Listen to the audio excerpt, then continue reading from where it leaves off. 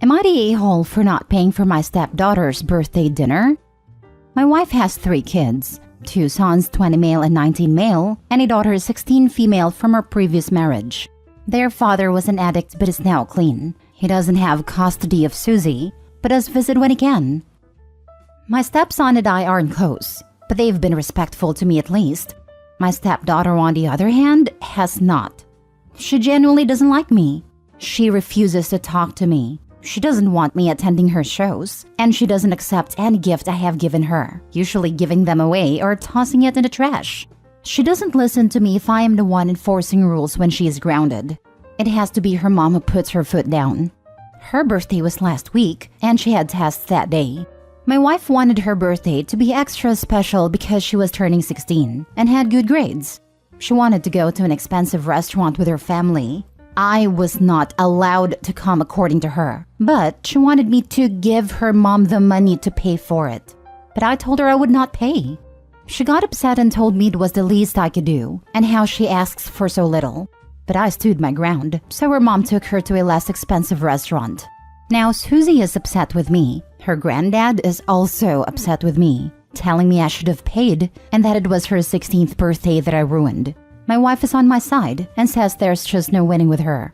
But I also know how important becoming 16 is, and I feel bad for not getting her a gift at all. So am I the a-hole? Now for the top comments. Not a-hole.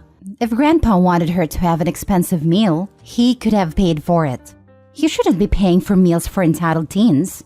She needs an attitude adjustment. You cannot like someone and still be polite. Not the a-hole. You ruined nothing. Susie wants things her family can't afford. That's life. She has made it incredibly clear that you are not her family and that she wants nothing from you. Wish granted.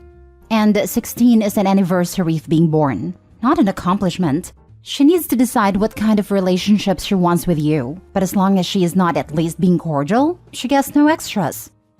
I think Susie has decided. She has only started to learn that decisions may have consequences you don't like. She's still young. Hopefully, for her mother's sake, she can learn to be more cordial to her stepfather. You can dislike your parents' new spouses as much as you want or they deserve, but you can't expect them to spend their money on you if you've made it clear you hate them.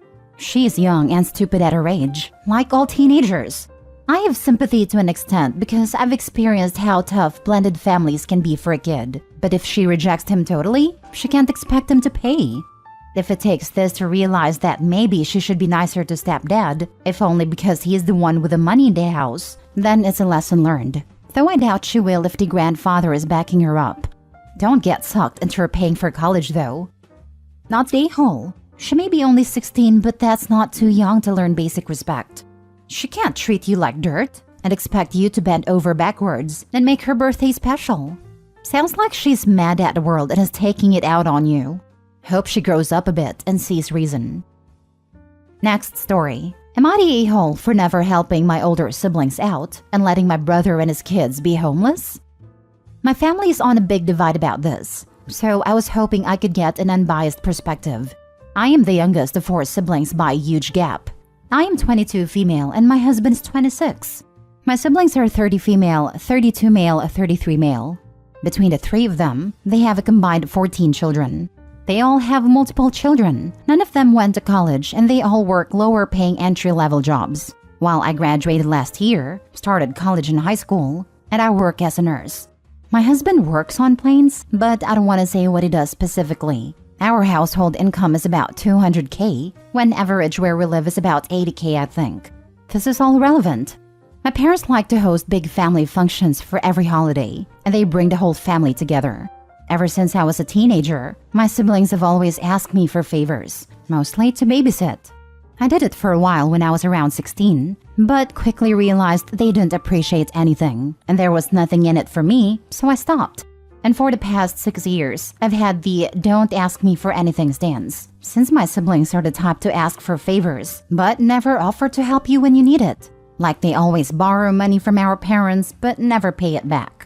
My oldest brother is getting evicted and asked if him and his girlfriend and their 4 kids could stay with me and my husband, as my husband and I own a 4-bedroom, 2-bath home. I told them no, because they have a habit of settling in somewhere and not paying rent and refusing to leave. They also let their 4 kids absolutely destroy every rental they live in, coloring on the walls, holes in the walls, etc. My brother and his girlfriend are now angry at me, and they blew up at us at my mother's birthday party last week. They're going to have to stay at a shelter, and they're saying it's my fault when I think it's their own lack of responsibility. My other 2 siblings chimed in, agreeing with my brother, and they think I'm a sucky a-hole. I think that my siblings suck, and I don't want my house getting torn up by their heathens. I know that if I let them move in, I'd end up having to evict them, and they wouldn't pay for anything at all. I think it's not fair that they always ask me for money just because I make more money than they do. And they treat my husband and I like we're some kind of upper-class snobs because we worked hard and made good choices in life to be able to buy a house early. Am I the a-hole for not helping my siblings? Specifically my brother, I guess. Many updates at the end. Not the a-hole. They don't pay money owed. They destroy other people's property. They also have parents and multiple other siblings. They have a history of not paying rent and having to be evicted. At this point, start asking why they're in a shelter and no one else is helping. Combined with all the siblings and parents, they can hustle and pay their rent on a new place. Since they're so invested and concerned, mom and dad can take them in. Not the a-hole. Not the a-hole. Why can't your other brothers or sister take them in? Why is this your responsibility? All my siblings' stance on this is because my husband and I are the only ones with room. We use 1 bedroom to sleep in, 1 as a home gym, and 2 as home offices. My other 2 siblings are stuffing up to 4 kids a room and have no way of making it work. I still don't think it's my responsibility though. It's not your responsibility. Your brother made the choices he did and made himself homeless. That's not on you. Again with the I'm poor but have 157 children. Come on, if you are low on money, just have 1 or 2 kids so nobody will starve or live in shelters. Why do people put themselves in this position? So that others in the family can pay for their family? These are not your children. Your siblings are not your responsibility. They are adults and should take care of themselves. If they were sick or had an accident and it was a one-time thing, okay. But no, they just don't pay rent for a habit. Not the a-hole. My brothers don't seem to know what rubbers are, and my sister had her first at 16 and kept them coming after that. She has 6 kids with 6 different men, and she's always convinced every guy she meets is the one. I don't understand them, to be honest. We grew up in a normal middle-class household, and our parents taught us proper sex ed. I really wish they'd all get it together, to be honest, but none of them want to go to college or anything. Don't help them. They will just spend all the money and try to suck more out of you. They have definitely done that to multiple relatives, lol. For the mini update, I'm offering to pay for everyone to get a vasectomy or tubes tied this Christmas and giving my brother enough money to cover the red roof in for a week. That's it. All I'm doing for anyone, and they better not call me ever because I'm not answering. Next story. Am I the a-hole for choosing to celebrate my sister's birthday instead of my dad's wedding? I, 27 male, have always been close with my younger sister Mary, 20 female. Mary has been overlooked by my dad from the moment she was born. My dad never wanted a daughter, and tensions with his ex-wife, Mary's mom, led to him basically excluding her from everything. Nothing she ever does is good enough for him, and she is often excluded from family gatherings. I, on the other hand, always try my best to include her, or even take her out just the 2 of us, to make her feel better. But it's obvious that being excluded hurts her a lot. I am my dad's golden child, and grew up spoiled, and while she tries not to show it, I can tell Mary is jealous of the attention my dad gives me. So a month from now is Mary's 21st birthday, and she's very excited about it. I live in a different state, but I made a promise to fly over on her birthday so that I could take her to get her first drink. We have been planning this for months, and I already got the tickets. Meanwhile, my dad, 56 male, is currently engaged to Janice, 57 female, and a few days ago he texted me, letting me know that their wedding plans changed, and they plan to get married in her parents' yard on June 8th. He said he knew it was short notice, but they agreed that a small ceremony would be better, so they could go to the beach for their honeymoon while it was still nice. Now, my problem isn't the short notice. My problem is that June 8th just so happens to be Mary's birthday. Like, not a day before or later. No, he plans to get married on his daughter's birthday. I brought that up, and my dad brushed it off saying it's just a date. And it wasn't like my sister was going to celebrate her birthday with us anyways. I told my dad I had already plans to fly down and celebrate Mary's birthday with her, and I wouldn't be able to make both events. He seemed shocked by this and asked why I didn't just cancel for his wedding since I'm already paying to come down. I could even bring Mary along and celebrate her there if it means that much to me. I'll admit, this angered me because the least he could do was acknowledge his daughter's birthday. I told my dad that I plan to spend my day with Mary, and the only way I will come to his wedding is if she is invited and decides to go. He tried to argue with me saying that birthdays comes every year and weddings don't, to which I responded that this is his third, so it's not that special, but my sister turning 21 is. My dad hasn't spoken to me since then, but Janice and other family have been calling and texting me nonstop. Janice even told me that my dad has been crying and miserable over what I said, and that my selfishness has ruined their wedding. I'll admit that what I said may be harsh, but I also stand by it. I am not the one being selfish here, and if my dad wants his child at his wedding so badly, he can have all or nothing. However, my dad and family are still mad at me, and saying that I'm being petty and ruining his big day. So am I the a-hole? Not the a-hole. I would bet every penny I have that your dad did this intentionally. Screw him. The only valid reason to go to his wedding is to crash it with Mary and make a scene. Not that I'm suggesting this. He's already on marriage number 3. And do you really want to sit through any more of those than you have to? Crash or don't, but I'm the flavor of petty to drop technically true information in order to cause maximum chaos. Hypothetically, you could come back around for the reception with Mary and be astonished that your genetic donor planned a surprise party for her. Look, they even got the extended relatives into town to celebrate this big milestone birthday. What do you mean it's not for her? Today is his daughter's 21st birthday. What could be more important to him than that? He'd have to A, say that he forgot her birthday, B, admit it was on purpose, or C, go along with it and fold her birthday into the celebration. Toasted no matter what he does. Nah, just tell him you'll make up for it in his 4th wedding. Not the a-hole. Pick your sister. She deserves at least one family member who cares about her.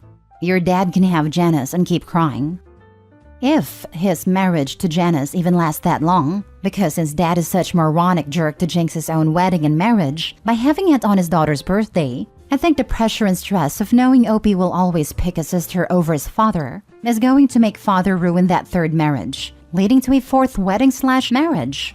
Not the a-hole, especially since going forward, Opie will always going to celebrate his sister's birthday instead of his father's 3rd marriage wedding anniversary. Last story. Am I the a-hole for telling my mom she is stalkerish and to leave me alone? I, 33 female, married mother of 2, have a close relationship with my mom, and we often speak multiple times a day. However, some days I'm busy, have nothing interesting to say, or just don't check my phone for a few hours. This becomes a problem with my mom. If I don't answer messages or calls within a few hours, I get calls and messages asking if something is wrong. For example, I was going wedding dress shopping with a bridesmaid. Mom doesn't live close, so was unable to come. So I sent her pictures of dresses throughout the day and let her know when I'd chosen one. I told her I needed a shoulder covering of some sort, and that we were going to nearby shopping center to find one. I may have sounded a bit flustered, but nothing more than usual pre-wedding stresses. 1.5 hours later, my bridesmaid's phone rings. It's my mom, desperately trying to find out if I'm okay. My mom had only met this bridesmaid once, didn't know her well, and certainly didn't have her number. Apparently unable to contact me because it was loud in the shopping center, and my signal wasn't great, she'd become so concerned she'd contacted my husband to ask for his sister's number, the bridesmaid, and phoned her instead. This was just 1.5 hours after our last contact. This may seem a small irritation, except it happens all the time. Then yesterday, my mom texted me first thing in the morning. I text back. A few hours later, she called. I answered and told her we were about to leave for the park. After, we spent the afternoon gardening, and I left my phone inside. Around 5, just 5 hours after I last spoke with Mom, I saw she'd text me to ask if we had fun at the park at around 2:30 p.m. Busy cooking dinner, I intended to text back after eating. I next looked an hour later. She'd sent 2 further messages asking if something was wrong and had called me. She called again at that point. I answered, a little exasperated. She immediately began asking what was wrong. I told her nothing, and she needed to stop assuming things were wrong when her adult daughter is out of contact for a few hours. She said her actions were entirely reasonable because in the past I've had medical issues, none of which were serious. I told her it wasn't reasonable. In response, she said, well, I assume with that attitude, you were fine then. This made me a bit angry. This happens regularly, and I'm fed up being treated like a child when 33 with 2 children of my own.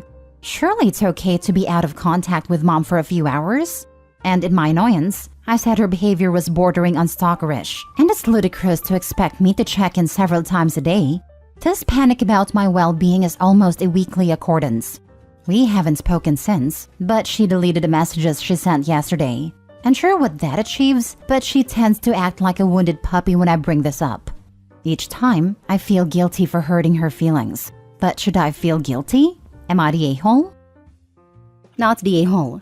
You need to set major boundaries with your mom.